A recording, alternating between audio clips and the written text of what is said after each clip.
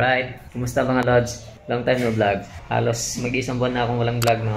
Yan, so for today's video mga lods, update lang to dun sa aking programmable ECU, which is yung NK Racing ECU. Nai-ano ko na rin kasi siya. Nasa advanced mode na rin kasi ako na pag-tune sa kanya. Yan, DIY tune lang mga lods, no? Hindi to perfecto. So custom tune ko lang to. Pang daily use ko. Kasi hindi naman tayo nakakarera. Hindi ko na rin siya pinapurang ipa-tune sa tuner kasi nga hindi ko rin naman gaano ginagamit. Pangatid sundo lang ng mga bata sa eskwela. Dalas din tayong nagkakasakit kaya di tayo nakakapag-vlog madalas. Alright, yan, update lang yan sa tune ng aking racing ECU. Okay natin. Sa mga nagtatanong kung anong tune ko sa advanced mode, no, para sa inyo to. Siyempre, open muna natin yung ating cellphone. Kailangan naka-open yung ito GPS at saka yung kanyang Bluetooth. Siyempre, naka-ignition on. Pag nagko-connect kayo mga lods, no, palagi nyo uunahin naka-open yung motor at ECU. Tapos siguraduhin yung walang nakakasagabal sa connection nila sa Bluetooth. Halimbawa na lang, no, may mga gamit kayo or accessories kayo. Kahit anong gamit na nakakonect sa cellphone nyo through Bluetooth, kailangan wala muna yung mga yun. Forget nyo muna yung mga yun. Kagaya ng ganito, yung relo na di Bluetooth na nakakonect sa cellphone. Dapat huwag nyo munang i-connect yung mga yun or i-forget nyo muna. Kailangan ito lang muna, yung ECU muna yung i-connect ninyo. Kasi once na may nakakonect na iba or naka-ready na to connect, pag open nyo ng Bluetooth ng cellphone nyo, mag-aagawan yan sila. So, matatalo lang yung ECU kasi medyo matagal kumunik yung ECU at mas mabilis kumunik yung mga kagaya nito. Mga smartwatch or yung mga Bluetooth speaker, ganun. Mas mabilis silang makakonect. So, maaagawan siya. Then, halimbawa, makonect mo, itong ECU mo dun sa cellphone mo, maaari siyang ma-disconnect tapos kukonect sa iba. Yun. So, simpleng tips lang mga lods. Kailangan siya lang yung naka-open dito sa Bluetooth, siya lang naka-approve. So, open na natin yung kanyang, ayan, okay mo lang na i-okay yan.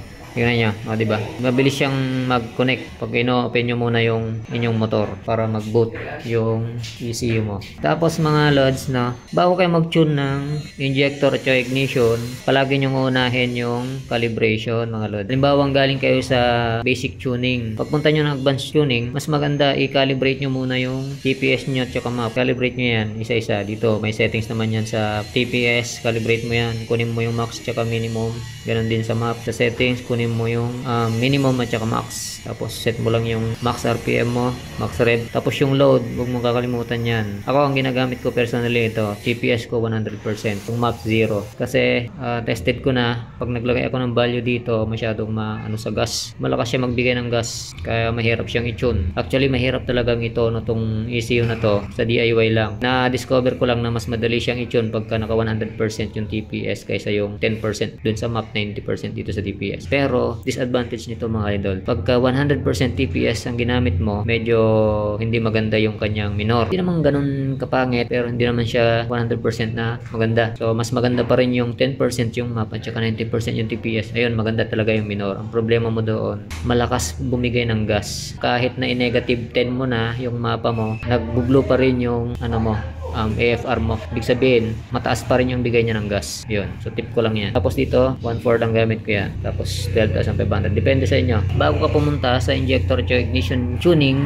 check mo muna yung TPS enrichment mo. Halimbawa, ganito, stock yan Yan yung stock na settings ng NK, 25%, 4% doon. So may mga nakikita ako, nandito yung mas mababang percentage tapos mas mataas doon. Base lang doon sa na-reviews ko na taga NK sa Thailand. Tapos ignition ganun din, mas mataas dito, mas mababa ron. So stock lang yan, dito rin stock. Hindi ko na binago yan. Kung gusto mong mas aggressive, mas mataas yung porsyento dito, tapos pababa. Hanggang 100% yan. So 25% lang yan pababa. Dito naman ganun din, hanggang 20 yata to. Tignan natin. Hanggang max 20% pababa.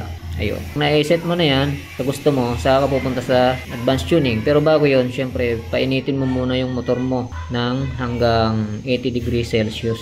Minimum mo, 80 degrees Celsius ang bago ka mag-tune. Kasi, kung malamig yung makina at nag-tune ka na, nagbabago ka na ng map, hindi yun akma kasi magiging rich yung tune mo. Huwag din yung sobrang init yung makina based sa aking experience. Halimbawa 100 degrees Celsius yung makina or 95 degrees Celsius yung makina. Para sa akin, huwag ka rin mag-tune sa ganong init ng makina kasi magiging lean naman yun pagka malamig na yung makina. Okay siya pagka init ng makina, nasa 100%, 100 degrees Celsius, okay yung mapa mo. Pero pag lumamig na yung makina mo, lean, babagsak yung mapa mo kasi nagli-lean siya pag lumamig yung makina. So, mas maganda 80 degrees Celsius, doon ka mag-tune. Based lang sa experience ko, disclaimer lang, hindi po ako tuner. So, ano lang to, personal lang, custom. Sa mga tatanong lang, ganito yung custom ko sa motor ko. Ngayon, dito na tayo sa mapa. Yan, sa nakikita nyo, ganito yung mapa ng aking motor.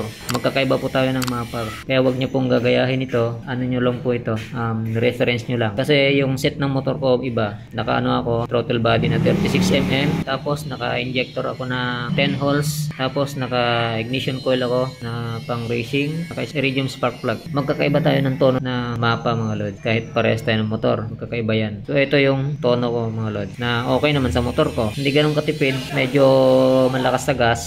Pero hindi naman sobrang lakas. Yan, kung nakikita nyo na naka-0 dito sa tapat ng pinakamababa ko. Kasi minor lang naman yan. Okay lang yan sa minor. Ito naman sa pangalawang row, nakikita nyo ang taas. Kasi may issue tong si NK na dito sa part na to, naglilin siya. Medyo mataas yung pagkalin niya kaya mas mataas yung gasolinang nilalagay ko rito para umukay siya. Tapos dito naman sa iba na, normal naman na. Ayan. Again magkakaiba po tayo ng timpla ng AFR. So, reference lang po ninyo ito. Mas mababa rito, pataas. Mas mataas naman dito, pababa. Hindi po yan perfecto kasi hindi po yan chinon na tuner talaga. DIY ko lang po ito. Ito naman yung aking ignition. Yan. Ang pinaka-max na pwede mo ilagay dyan ay 3%. Ang nilagay ko lang dyan, dito sa minor, naglagay ako dyan ng negative 3 sa minor kasi minor lang yan. Medyo nag-delay ako dyan. Tapos dun sa pataas na, medyo nag-advance tayo ng konti. Maliit lang. 1% lang. Yan, 1 dito, pataas, 1.4, 1.8. Ito naman, negative 3, tapos 0, tapos pataas din. Yan, di ko na masyadong i-explain sa inyo, no? Ganito lang yung ginawa ko. Siyempre, may street tune to. So, i-drive nyo siya. Kayo yung makaka-discover sa motor nyo kung okay yung takbo o hindi sa ginagawa nyong mapa. Kayo yung makakasagot nun kung ganitong easy yung gamit nyo. Basta yun lang yung simpleng tip ko sa inyo. Again, hindi basta-basta yung mag-tune ng ECU na to. Kung DIY ka lang, wala kang AFR gauge na wideband sensor. Kasi ito, narrow band sensor lang to. Kaya mahirap siyang i-tune dahil di mo nakikita yung totoong binibigay niyang AFR reading. So, trial and error yung gagawin niyo dito, mga lods. Halimbawa, nag-tune kayo, 80 degrees, di ba? Yung sinabi ko sa inyong pinaka-sweet spot ng pagtotono. Para kahit lumamig yung makina, paandar mo ulit sa umaga, okay pa rin yung tune mo. Kasi pag sobrang init yung makina, tuneun mo, balik mo ng umaga at lumamig na yung makina. Pag open mo niyan, ako po, lean. Kasi habang umiinit yung makina kasi nagdadagdag yan ng gasolina. Based sa experience ko dito sa ECU na to. So much better na nasa 80 degrees lang yung init ng makina. Doon ka mag-tune. Right. So ito naman, itong mapa ko na to, naglalaro lang to sa 12.8 hanggang 13.4. Mga ganon yung AFR reading ko. Ayun. So, in-update ko lang kayo. Andyan pa rin naman yung ECU ko. Siya nga pala, mga lads, no? Isa rin to sa pinagkabalan ni Airworks. Ako din kasi winaringans ko yan. Minsan content natin yung motor na yan. Sino ba nakakilala sa inyo sa motor na to? Di ba? Solid dyan, mga lods. Bibihira ka lang makakita ng ganyang kapogi na motor na ganyan. Sa mga motorcycle enthusiast mo lang makikita na magagandang klase pa. Kasi lumang-luma na talaga yan. 2000 model yata ito na Honda Dream, mga lods. Okay, balik tayo sa aking motor. Hindi nga pala ako nakapag New Year dito, mga lods, no, sa amin dito sa Marikina. Kasi umuwi kami ng probinsya sa Pangasinan. So doon kami nag-New Year ng pamilya ko, ng mag-iina ko. Kasi last time dito rin kami nag-New Year. So hindi ko napaputok tong si Raider ko, mga lods. Hindi ko siya naparapid backfire dito, mga lods. Kaya wala akong video ng ganun ipapakita sa inyo. Kung halimbawa mang ikikip ko tong ano na to, ECU na to, malamang sa next na New Year, yun, papaputokin siya. So, i-update ko pa rin kayo regarding dito sa ECU na to. So, titignan ko kung maipapatune ko na siya sa legit na tuner. Nag-iisipan ko kasi kung para sa akin ba talaga tong ECU na to, hindi. Kagaya nung sa pitch bike, di ba? Binitawan ko siya kasi parang hindi siya para sa akin. Kaya ito yung kinuha ko naman, yung NK Racing ECU. Yan, pinag-aaral ko pa talaga siya. Sa totoo lang, mahirap siyang itono ng DIY kasi pabago-bago talaga yung ano niya, EFR reading niya. Siguro hindi ko talaga makuha yung perfection nito kasi syempre wala naman tayong kagamitan para makita yung perfect na binibigay niyang EFR reading. Ayan, update lang naman mga lods, no? Bibigyan ko kayo ng isang test, no? Paandarin lang natin.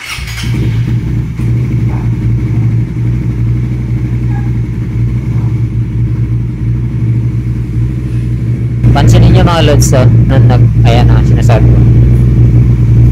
Yan, nag-green na siya. Ganyan talaga tong ECU na to. Sabagay, lahat naman ng ECU ganun eh. Pagka bagong pandar, lean muna siya. Tapos pagka umaangat na yung temperatura, dun lumalabas yung kanyang correct na EFR reading.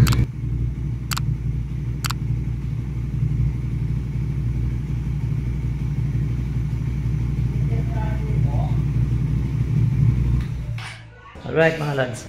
Yan, so hanggang dito na lang. I-update ko na lang kayo ulit. Yan, so itutuloy natin yung ating concept dito na street GP concept. Kasi simula pa lang, yun na talaga yung konsepto dito sa motor na to. Hanggang ngayon, ganun pa rin. Alright mga lads, so hanggang dito na lang tong video na to. Alright, safe sa lahat. Peace!